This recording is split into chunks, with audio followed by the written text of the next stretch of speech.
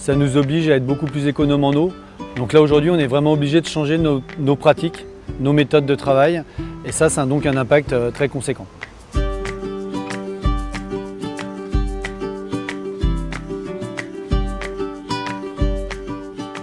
On arrête le lavage à grandes eaux dès qu'on passe en situation d'alerte sur l'eau potable.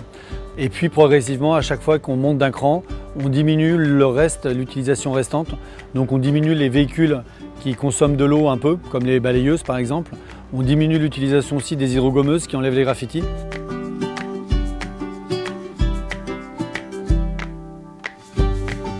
Dans les surpresseurs, puisqu'on continue à enlever les déjections canines, on continue à nettoyer après des vomis ou des coins urines. Ça aujourd'hui on n'a pas d'autre solution que d'utiliser de l'eau pour des questions de salubrité. Et d'ailleurs la préfecture nous y autorise sans problème. On utilise également l'eau pour nos balayeuses de manière à pouvoir continuer à nettoyer les caniveaux et à éviter que les feuilles s'accumulent et donc avoir des risques d'inondation en cas de gros orages. Et puis enfin on continue à nettoyer les places de marché. Pour deux raisons essentielles. La première, c'est que les feuilles tombent beaucoup avec la sécheresse et beaucoup plus tôt.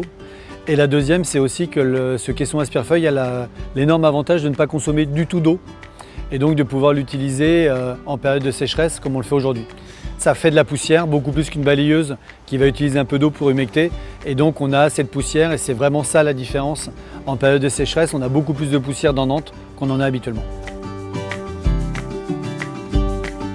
Alors aujourd'hui, on continue à être tous mobilisés pour un entretien de qualité. Ça demande un peu plus d'efforts aux agents. On va faire beaucoup plus de piquage manuel puisqu'on sort moins d'aspiratrices.